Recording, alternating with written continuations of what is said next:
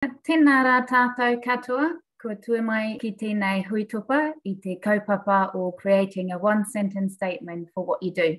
Nā mai haere mai ki tēnei kaupapa tuatoru o te Raupapatanga o te Kāonga.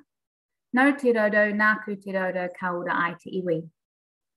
Ko te mihi tuatahi, he mihi ki tō mātou hoa ko Julia Capon ki Do Good Jobs. Ka kōrero mai I ona mātauranga kia mātou I tēnei rā. Ko te mihi tuarua, he mihi kia koutou katoa ki te whakaururu I tēnei hui. He pai ki te whakatau I a koutou. Nō reira, tēnā tātou katoa.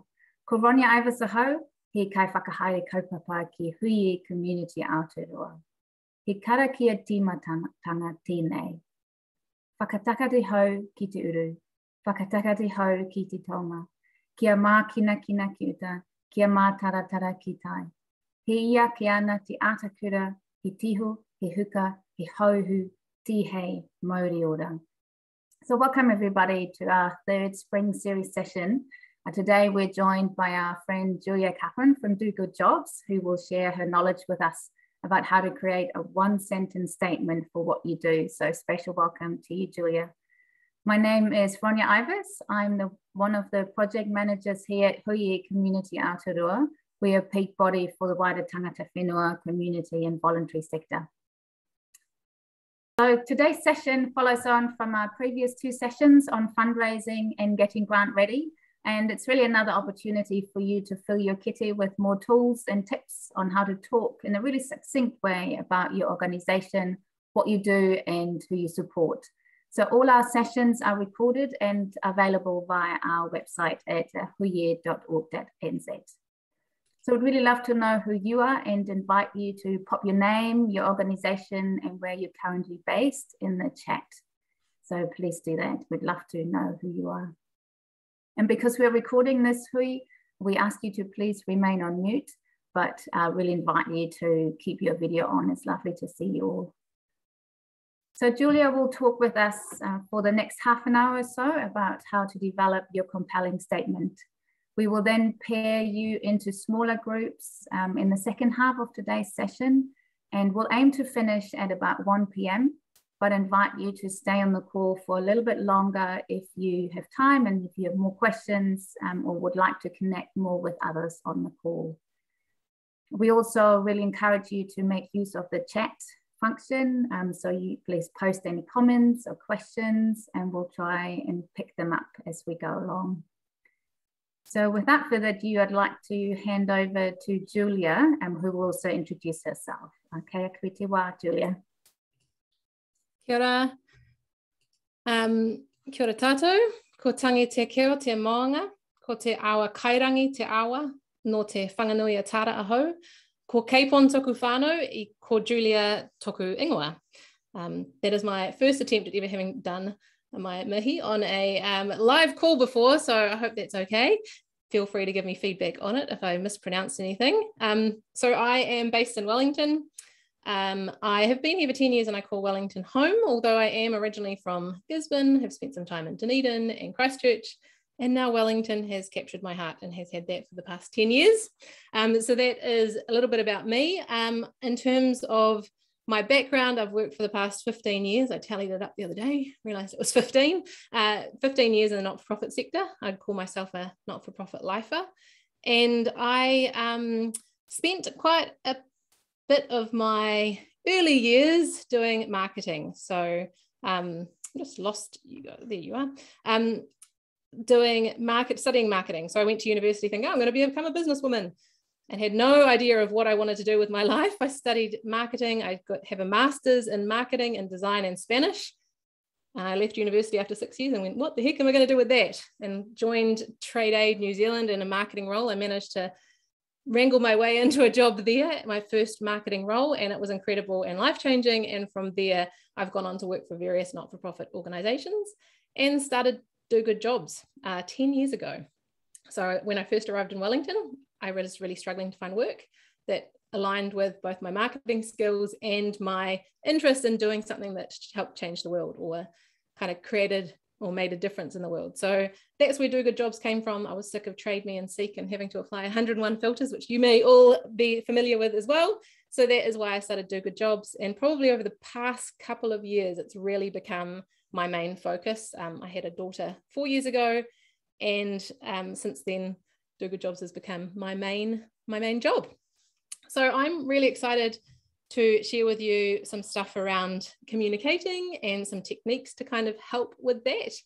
And in terms of what we're going to cover today, I want to just cover off a couple of, probably like 3 key things that have been really instrumental for me in terms of communications and messaging over the past couple of years. So some things I've found really helpful, which is, if you may have heard of it, but The Power of Why. If anyone's read this book by Simon Sinek, that's pretty amazing and powerful. I'm going to talk a little bit about that if you haven't heard about it. I'm going to talk a little bit about knowing the problem and the transformation you provide, which is really key in your comms and your messaging. And then I've got a bit of a fill in the blank statement, which is kind of a merging of an elevator pitch, a value statement, and your unique selling proposition. So it's kind of a variety of different tools for you that I'm going to present throughout this conversation.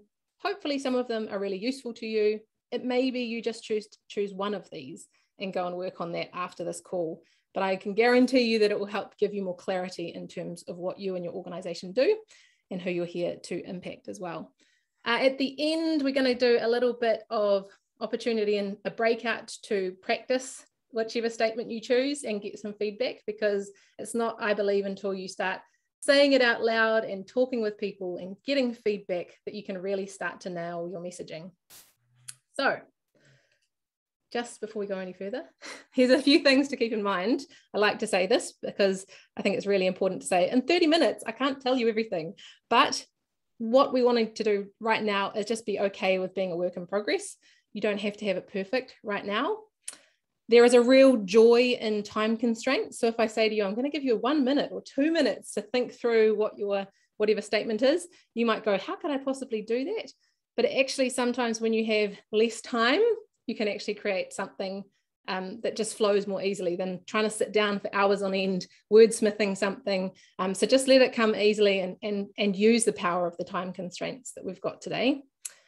And also want to talk about the power of 1% gains, because I'm a huge advocate for this. So if you can think about taking whatever you learned today from your messaging and just making it 1% better every time you say it. If you were to say this message every day for the next year, that's 365 days, and you just got 1% better, there's this beautiful equation here that says you'll be 37 times better by the end of the year. So just imagine one little tweak, 1% tweak that you can make on that messaging is going to mean you're going to be 37 times better at by the end of the year. So I can really encourage you to think about, how can I make this 1% better? Not how can I totally change everything and make this super and amazing. Be okay with that work in progress and just making 1% better. Does that sound good? Let me know in the chat if you commit to just doing 1% or giving me a thumbs up for the people on the video.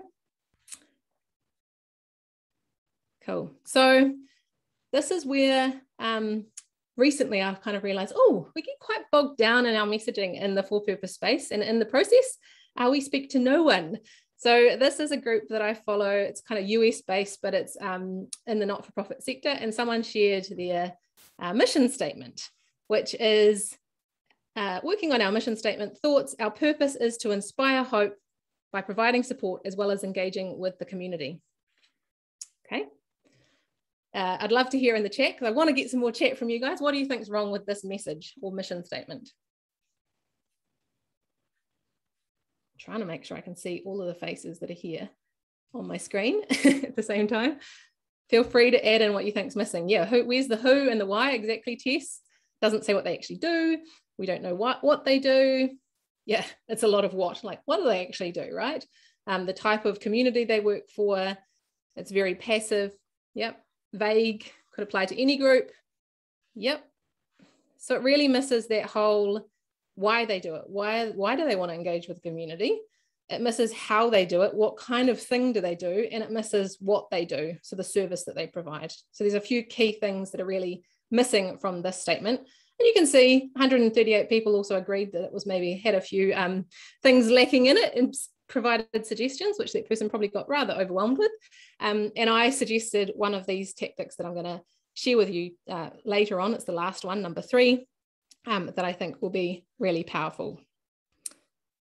So the first one that I wanted to talk about was Start With Why, and I mentioned the book by Simon Sinek. Have you maybe put in the chat yes if you've seen his TED Talk? If you've heard of Simon Sinek or you've heard of this book, Start With Why? Or Find Your Why is his other book. Yes, cool. A couple of you have. Awesome.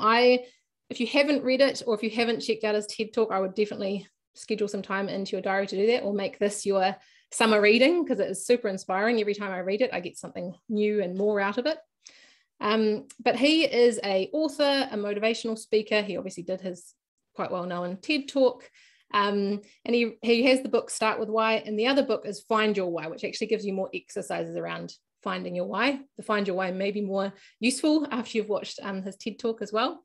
But it really focuses in on focusing on your organization's why, because that is what he believes inspires action, creates success, and creates impact. And impact, I think, is why we're all here. So I'd really love to help get you some clarity on that why. But it's a big task. I'm not going to, say we're going to find your why today. It may require some more work and it may require some more thinking from you. So this is just an introduction to it, and hopefully it can get you kind of on that journey to discovering that why, or uncovering more of that why, because it can be very powerful. So in terms of why find your why, well, it provides clarity. It keeps you focused on the goals, or some people call it the North Star, or your kind of vision or your mission.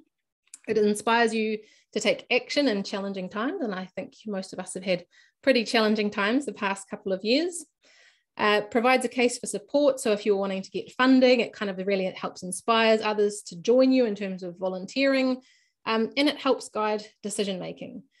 I run another course called Delegate for Impact. And this is kind of one of the key things is when everyone knows your why, it's a lot easier to make decisions about where you're going as an organization, because you can pull it back to that why.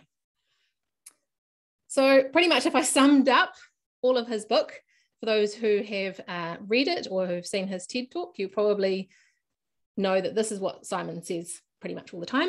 People don't buy what you do, they buy why you do it.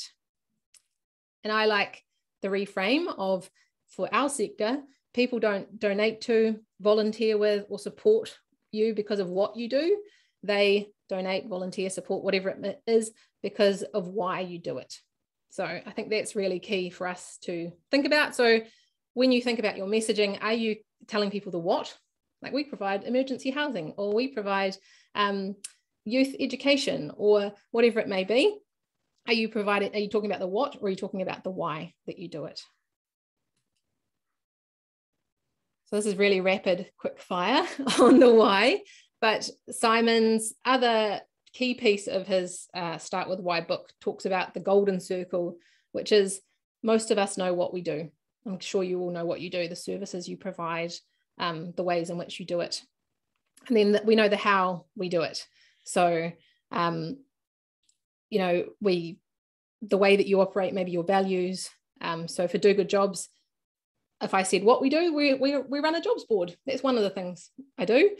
How we do it is that we want to support, educate, and connect people. But the why is actually probably the most important part, because that is the bit that kind of means that's why we're here, right? The why is actually to help the for-purpose sector to thrive. So when I can switch it around and go from, instead of what most people do, go from the clearest thing, which is up the top there in terms of the what they do, how they do it, and then the why they do it. If I can turn that around to say it from the center out. So why do I do what I do? I support the not-for-profit sector or the for-purpose sector to thrive. Okay, how we do that is I upskill, connect, and educate people in that sector. What we do is we have a jobs board that helps connect people to good work. We also do some training to upskill and develop them. So you can kind of start to see that why becomes the key part of the conversation starter, and then I drill down into the how and the what. So I think that can be a really compelling way to get people, be it donors, volunteers, funders, supporters, hooked into what we do by starting with our why. So this is a really quick fire download of what Start With Why is all about. But in essence, Simon Sinek's book and others talk about the why being the simple sentence, which is to some contribution so that some other impact of your organization. So the contribution is the kind of the main action that takes people towards, that you take towards making your impact. So I think I quickly looked at Hui E's statement, which is pretty good with this as well. So they talk about championing the community sector for a fair and just Aotearoa. So to champion or provide support for the community sector so that we can create a fair and just Aotearoa. It's a quite nice impact why there. But if you haven't got one for your organization, maybe some of you have, you want to put them in the chat, or if you want to just take a little bit of time to think that through and maybe write that down in terms of your contribution and the impact you make, that can be a really great starting point for a why. I'll share with you the Do Good Jobs one, which is to support purpose-led people to thrive so that they can create change faster and with ease. And for me, when we're doing things faster and with ease, that's when we start to change the world. So that's kind of my why now when I talk to people, is I start with this. I always start with this introduction, not saying, oh yeah, well, I run a jobs board that helps connect people in the charity space with work. And then I also do some courses on the side. But yeah, really, sometimes we do events as well to connect people and bring these people together. But the bigger picture is, oh, this. So now instead of doing it that way, which I was talking about the what, the how, and the why, I start with my why. And it's really powerful. And people kind of lean in and go, oh, that's interesting. So I encourage you to think a little bit more about that why, to create that sense of curiosity. But also because this statement here, if I put that on my screensaver, that energizes me. That gets me fired up. That wakes me up in the morning and goes, this is what I'm doing. This is why I do what I do. So I think it can be a very powerful tool as well. Does that resonate with you all? It's a quiet. I love to see more things happening in a chat. In terms of, can you maybe write down that first bit? Who do you, I'll go back to that slide. What's your contribution? What's your organization's contribution? And what is the impact of your contribution? Maybe if you just want to put in the chat your contribution, what does that look like? And not being the what. So it's not the service you provide, but it's the broader picture. Because you also don't want that one particular product to make you stuck in a box in some ways. If you want to expand your service offerings in the future, you want it to be broad enough that it still encompasses what you do. Anyone want to share anything there? People and communities prospering through volunteering. Cool. So if you kind of do that statement, to help people and communities prosper, or to help people in communities so that they can prosper through volunteering. You don't have to use that exact wording, but it's quite nice. So to help young adults with learning differences become work ready. So the impact is to help young adults, it may be thrive, or it may be some other words as well you want to learn and you add in there in terms of so that they can become confident and work ready, helping people in communities find their personal connection to nature and each other. Cool. So to help, yeah. To provide mental health support, treatment and education. I'd add on there, Victoria, so that, what does that help provide? Increasing the capacity of communities to thrive through community change so that communities flourish. I'd probably try and avoid an extra communities in there somehow, but to increase, I always find it funny when you've got double ups of words, but that's just a small thing. And again, just 1% better. So we can each day look at that why statement and make it 1% better. That's all we're working for towards here. To support young adults with intellectual differences become work ready so that they have the skills to gain and maintain paid employment. Awesome. Use the power of music so that people's lives are changed. Wow, I feel like all the warm fuzzies here of whys, and I want to ask you more about what you do and how you do it. And that's what the why statement should be all about. It's kind of getting that curiosity. So you could imagine you're talking to a funder who's got $1 million that they're ready to donate, and you want to capture their interest and for them to go, tell me more. I want to know more about what you do. So yeah, using that why statement can be really powerful. And again, if you're struggling with this, just write something down and just get it out there, because in the breakout sessions, you can get feedback, you can get that 1% of kind of input and change that you could make, and you could tweak it and you could make it a little bit better for tomorrow. So that's just one way that you can kind of start to share a little bit more about why you do what you do. Was that useful for you guys? Maybe chuck a yes in the chat if that resonates, if that helps, if you kind of gone, oh yeah, we've already got that, or we've kind of we're already on our way with our why statement. Maybe in terms of, if it's easier, a 1 to 10, how clear do you think your why is in your organization? So 1 being it's terrible, through to 10 being you know it, you nail it every time someone asks you. Typing it helps, even if it feels a bit lumpy. Yep, embrace the lumpy, Sally. I think it's the kind of like, we can definitely wordsmith things, and wordsmithing takes, you know, a bit of time. And again, those little incremental baby steps. Struggled with this for over a year.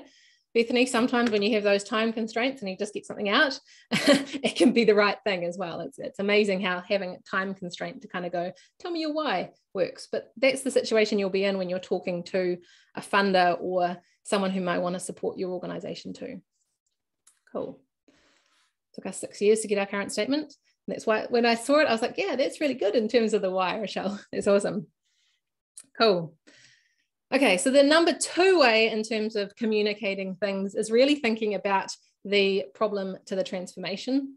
So what are the problems that you solve? Sorry, is someone, I know.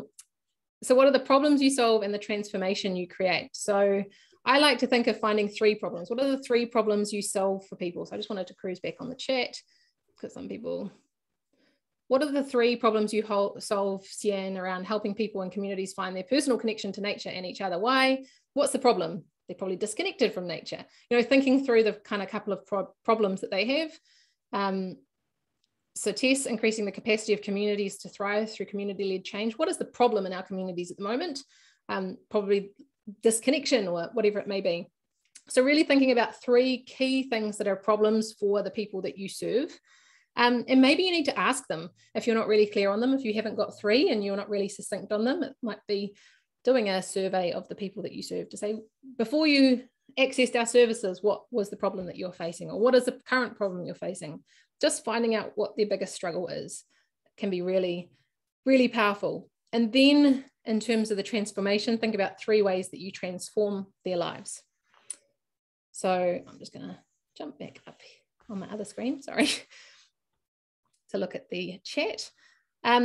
At the start of this year, I joined the Dwell Housing Trust. So as a board member, and well, not the start of this year, sorry.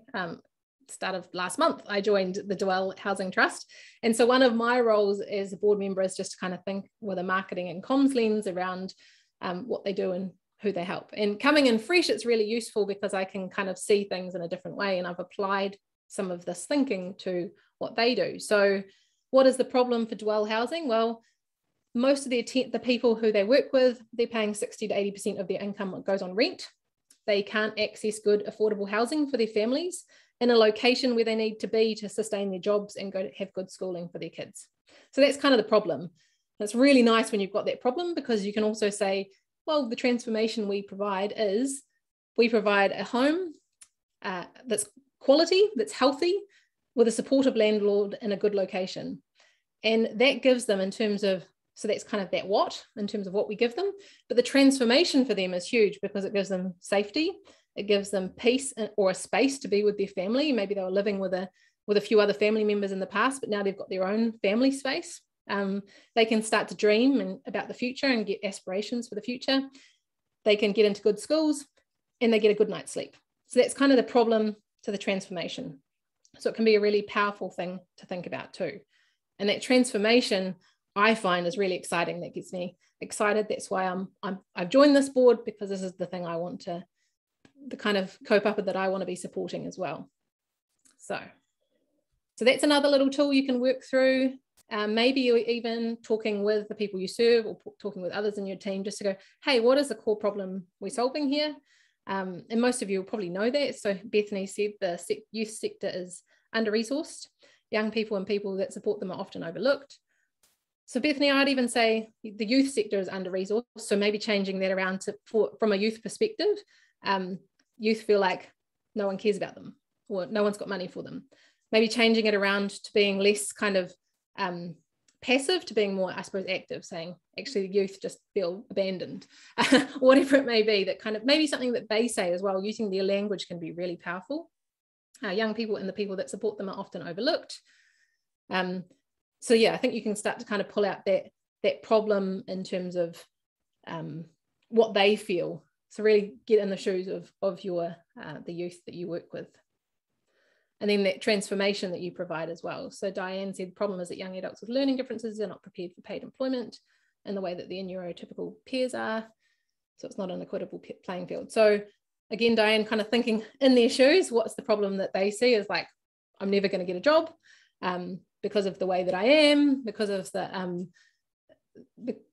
learning differences I have. How am I ever going to get into paid employment? So kind of starting to think from that perspective with the problem, because a lot of the time we're thinking from a organizational point of view, but actually really nice to just take it back to the problems that the people we serve are facing. Does that help? Is that useful? Does anyone else want to put their problems or the transformations up there? This one may be a little exercise you want to go away and do with your team, or talk to people out in the community and just engage and listen to what their problems are. But that I sat down with Alison, who is the CEO of Dwell Housing, and I said to her, what's the problem we serve for the people that we serve? And she was able to say these to me, and I was like, okay, I can jot these down. It was great. And what's the transformation that giving someone a good house provides? And the things that came out of her mouth were the things I could document and say, wow, that's amazing. But even the next level would be going and talking to some of those tenants and saying, how's it changed your life? How's this transformed your life? What are the things that you say now compared to the things you say about your life now compared to how you were previously? So that's, I find, a very powerful way to communicate. I use it all the time, talking about, the problem. So I'm running a course called Plan for Impact at the moment. People are overworked, they're stressed, they don't have time to plan. What's the transformation? It's like actually making time to plan, have focus. You can start using it in a whole load of different ways for communications as well. So that was number 2, very rapid fire. And then number 3 is a great big combo, mix it all together kind of statement, which is great for kind of that after someone said, oh, your why, tell me more. I want to know more about what you do and how you do it. This kind of gets into that section. So if you think of a value statement, that's kind of communicating your value. If you think about a elevator pitch, it's usually telling people what you do and who you serve. And if you think about unique proposition, it's like what makes you different from other organizations out there who are doing the same thing? What makes you stand out? So this is a little bit of a combo, bringing this all together. And this is not my template. This actually comes from the entrepreneurial world. I've been heavily kind of doing a lot of development in that space recently, learning and kind of taking things with a lens of how can the for-purpose sector use this? Because there's a lot of stuff happening out there in the entrepreneurial world that I think is awesome that we could use also in the not-for-profit space. So I've been taking that learning and readjusting it with a slight kind of for-purpose lens. So one of these, this statement comes from a mix of 2 people who use it, called Mel Abraham and Brendan Burchard. Brendan is really well known for writing some kind of like high performance planners, like helping you plan out your week. But anyway, all of them kind of, the ultimate thing with running your own business, I suppose, comes down to your messaging. And it's the same thing for not-for-profits. It comes down to that messaging in terms of getting funding in the door, getting volunteers in the door, getting support in the door. So this is their one-line statement. And I would like to help you guys work through this and enter stuff into the chat as we go. So this is a very kind of interactive session as well. So when you share, I think you get to put your 1% out there and get it tweaked and get it that little bit better. So in terms of we help, this kind of first line is like, who do you help? Do, what do you help them with? So that, what result do they get or the impact? And unlike, what are the other alternatives out there that they could access because of some certain thing that you do that only your organization does. So I just want to dive into that first line and get you to put in the chat who you help. And if someone says everybody, I want you to kind of readjust that, because I don't think we can serve everybody in the for-purpose space. And if we do, we're just going to be very diluted and exhausted and probably won't last very long in our organisation. So who do you help? Chuck that into the chat. It'd be great to see who you help. So obviously some of you are the youth sector or young adults. Young women in Hamilton, Waikato.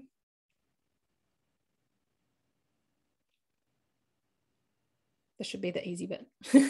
Community organisations, low decile schools and families. Young adults with intellectual disabilities and learning differences.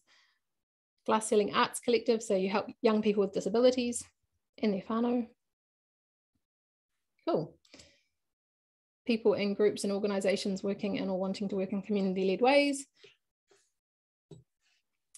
Probably a bit of a mouthful test, so I'll just try and take it to, I just look people in groups and organisations working in or wanting to work in community-led ways. So, so we help, I suppose, people in organisations is mainly the first, is actually your first statement. So you don't have to worry about the wanting to work in community-led ways yet. You could say we help community focused people in organisations, or community driven people in organisations, community groups. We help individuals, organisations and communities in Massey, West Auckland. Is there another way to say that more succinctly, Craig, in terms of individuals, organisations and communities? And maybe you've got two different audiences, and sometimes you have to kind of think of two different statements. If you work with organisations on one side or communities on one side and you provide a specific service, or you work with individuals and you provide a specific service, these may be two different messaging kind of things as well. Cool.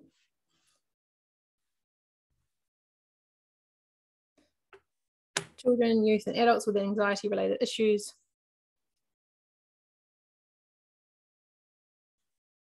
So for Victoria, I'd kind of think about, do you have to explain children, youth and adults, or are you specifically more on young adults, or are you, where's that band for you? I suppose just trying to keep this nice and concise for people and make nice and succinct, because as soon as we add extra words, it gets a bit tricky. Is it better to use a word other than help, like work alongside? Yep. Yeah, definitely. And these words are just guides, so we can totally change whatever words that don't fit for you, whichever words you want to tweak. And I'll show you my example where I don't even use the lines. It doesn't have to be cut and paste. This is just a template that you can use, but you can definitely adapt that. Cool. So for Do Good Jobs, we help purpose-led organisations, or in terms of our other audience, we help for-purpose organisations, which is employers, to find people for their jobs. But on the other side, we also help purpose-led people, so helping them connect, upskill, that kind of thing. So I've got two different audiences, and so I have two very different statements for the different things that I do. So you may want to consider that as well. But if I'm thinking about the Do Good Jobs jobs board, we help for-purpose organisations. That's kind of the main part there. And then the next line is do. What do you help them with? So this is where we can get into the services maybe, or getting more specific on what you help them with. So for Do Good Jobs, that's helping them find great candidates via our jobs board. And it may be that this is where you can bring in some of that problem transformation stuff as well. What do you help with?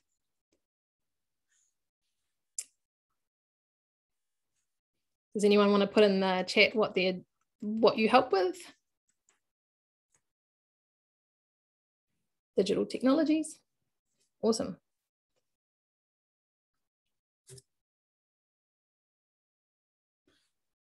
So hopefully you start to put this together, Karine, in terms of going, we help so-and-so access digital technology. So you don't have to use that word do, but you can just take it to the next level. And then the so that line is really around that transformation that you provide. So for example, Karen, I'm not sure if I'm saying your name right, accessing digital technology so that what's that transformation that you provide so that they are on the same level as everybody else, or that there's the gap, the digital divide is reduced, or whatever it may be. So starting to see a few of you putting it all together here. We help musicians and those who use music so they can use music of all kinds to change people's lives. Yeah, again, the repetition of music, I'd try to take out one of those musics probably, because there's musicians, music and music, but I think you're getting there. That's really nice to kind of start seeing it. Definitely, I like Sally's comment of barks like a dog a bit. We'll get there. We can keep tweaking and playing with it. Okay, and so then this last line is unlike. So this is unlike maybe your other charities that work in this space who do something that's slightly different to you, or unlike businesses that may be out there who do similar things to you. What is it that makes you different? So for Do Good Jobs, that's like, unlike other major jobs boards, hint, hint, seek and trade me, you know, what do we do that's different? So this is kind of like the unlike statement. Or unlike other course providers out there who are aiming everything at the business world, we focus on stuff that helps the for-purpose sector. Or for some of you, it may be unlike, I'm just looking at Sally's, going to a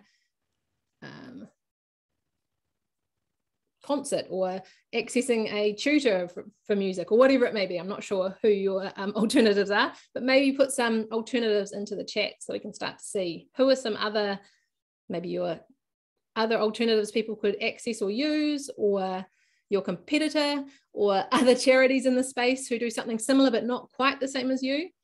So you don't have to name them, but you can say unlike other organizations in this area, or unlike certain, you know, groups. You can definitely do that. So yeah, unlike other major jobs boards is my one.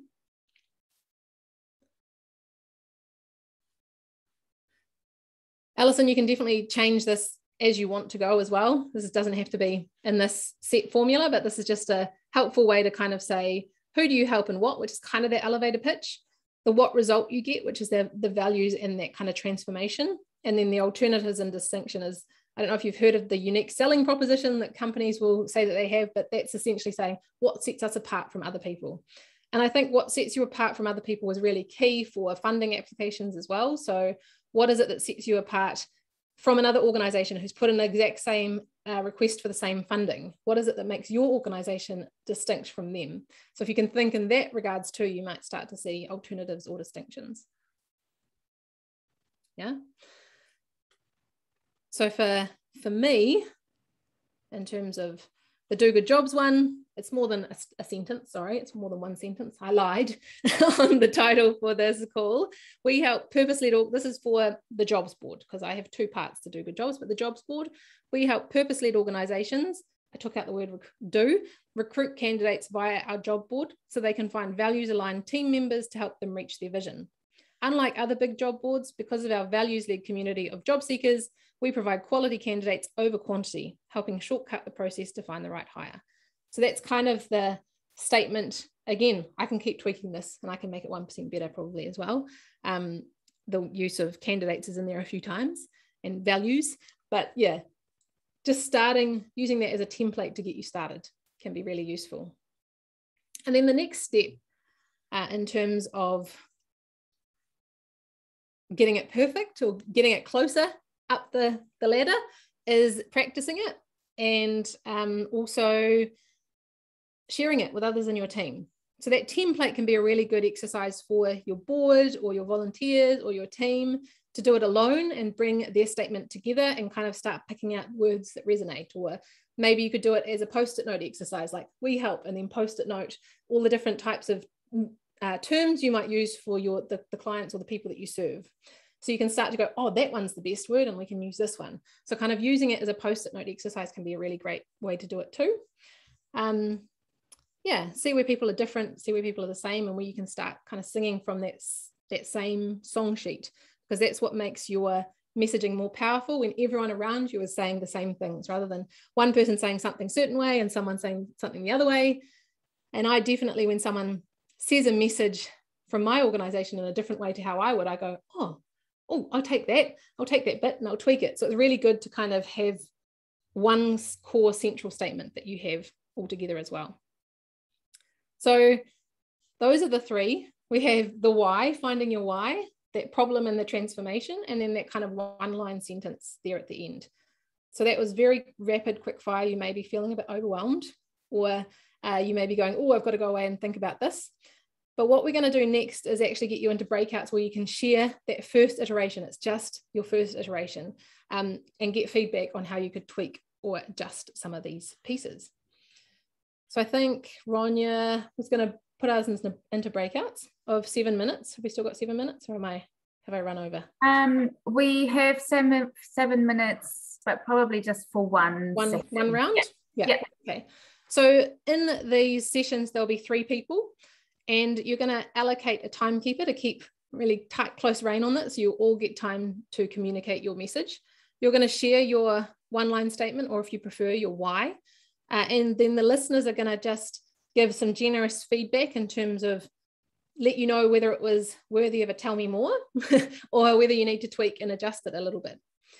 And what I want you to watch for is things like jargon or buzzwords. A lot of us get very in our heads because we've been in the sector in our organization for so long, and we have a certain word that we might use that other people don't know. So we want to be talking, I suppose you want to be talking to like the equivalent of a 6 or 7 year old. You want to have it in really easy language that people will understand.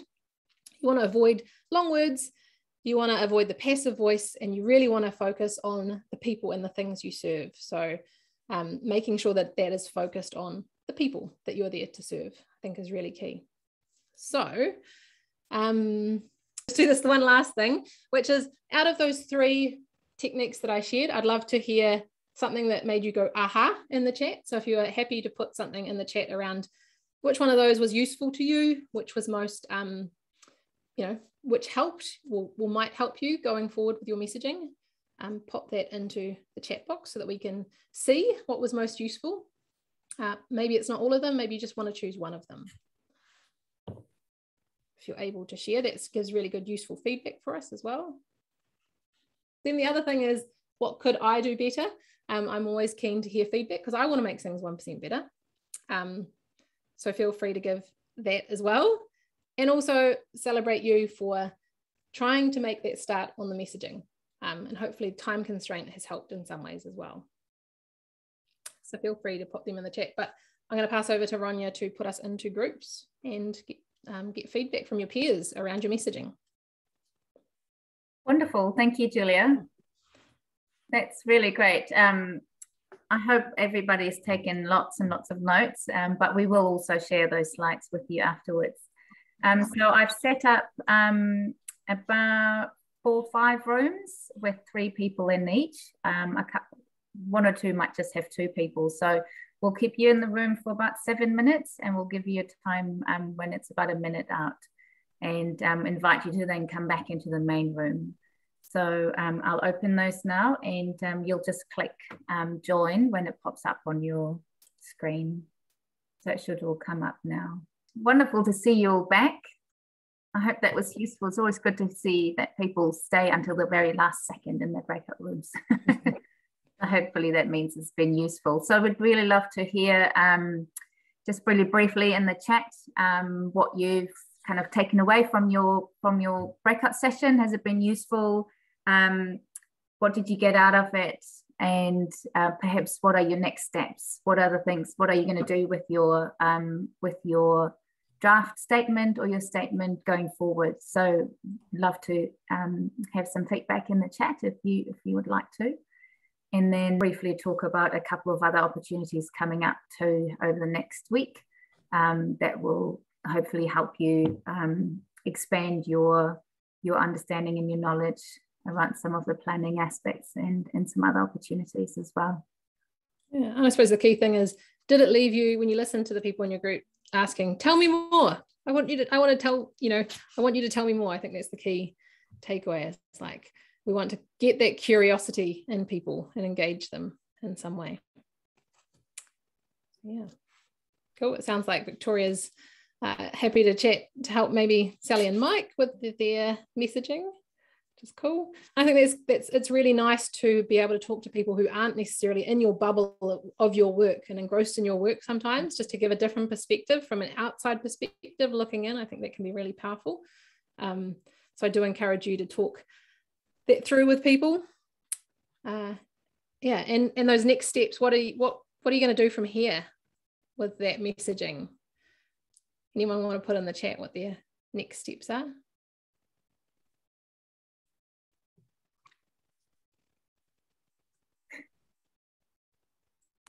Keep tweaking every day. Yes, because you'll be 37 times better in a year, Victoria. Awesome. I think that's so key. Just 1%. We'll move you up that ladder.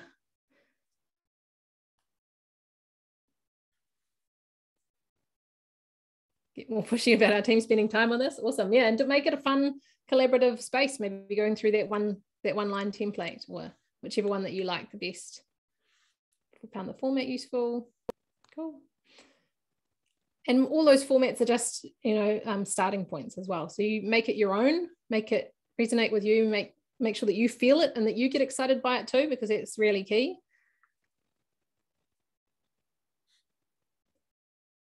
Going out to the whole community, get their voice in it, I think is really, often I find that the people we serve, their voices in our messaging, and I think that can be really key too. So Mike, I like that idea of getting their words into your statement. Yeah, cool. Try it out with the boss number. That's an awesome next step, Sally. I like it. And the board. Yeah, and for me, my next step as a member of a new board member, my next step is to talk to the rest of the board members and get their feedback on what they think should go in that template, so that I can kind of start to pack it together for myself so that I can communicate clearly when I talk to people, but also then I can share that with the organization. Yeah, and the focus on your why. Yeah, awesome. Cool. Okay, well, I think that, Ronya, I'll pass to you because you've got the last bit to talk about. Yes. Thank you. Thank you, everybody. It's really great to see you all and participating today. And thank you again, Julia. Amazing for your great kōrero today. Before we finish off, I just want to highlight a couple of opportunities that I just mentioned. So I'm just going to share my screen with you. You should all be able to see that. So there's this today was our third session of the seminar series.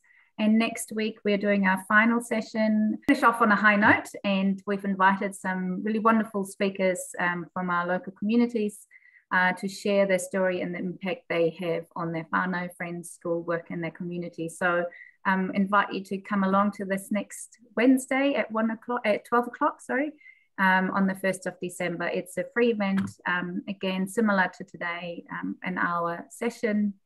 We'll kind of finish us off for the year. Invite Julia to talk about a session that she has coming up next week. So if you are attending a 12 o'clock session on the 1st, you might as well stay on for a 1 to 2 session with Julia as well. So Julia, do you just want to briefly? Yeah, so you guys know obviously what my why is all about, and that's helping the for-purpose sector and its people to thrive. So one of the things I'm now doing is a couple of courses. So I've got a Delegate for Impact course, and this one, Plan for Impact, which is coming up on the 1st and the 3rd of December, just an hour each session. But it's about helping you create a 12-month vision and roadmap for an impactful 2022. Focuses on you as well as your work. So I think we all need to have more balance in the not-for-profit world in terms of we can't just be all work, we have to include some other aspects of our life in there too. So it's more of a kind of a well-rounded look at the year ahead. And for anyone who's on the call today, there's a 20% discount if you just put in the word Hui E, all caps, one word. I'll put it in the chat just in case. But I've set up a coupon for you that takes $20 off. So I think that'd be $47 or something for the course. But yeah, that's where you can find out about it more on workshops.dogoodjobs.co.nz. And if you want to check out my messaging and assess how good I did on some of the problem transformation stuff, then the sales page can be a good place to look at that too. Yeah, awesome. Thank you. Thanks, wonderful. And thanks for that discount, Julia. I hope that will be useful to some of you. Leave the room open for up to another half an hour, so invite you to stay on to connect a bit more with those on the call. You're welcome to ask some more questions. Julia can stay a little bit longer, and yeah, feel free to use that time to stay with us for a bit longer. Also, we would love to hear how you found today's session. So in addition to the ABCs that you might have shared earlier, I'm really keen to have some feedback from you. Saka will post something in the chat. If you are leaving us now, we'd love you to just click on the link. It's just a 2-minute feedback survey that we'd love you to tell us about how it went today. And yeah, so I just want to thank again, Julia, for your time and your kōrero today, and for sharing your knowledge with us all, and to everybody else for joining us today. It's really lovely to see you all again, for some of you that have been on some of the sessions, and yeah, lovely to see you. I will just finish off with a karakia, and then we will stop recording and invite you to stay on for a bit longer. So, ka whakaira a te tapu, kia wātea ai te ara, kia turuki whakataha ai, kia turuki whakataha ai, hui e, tai ki e. Kia ora everybody.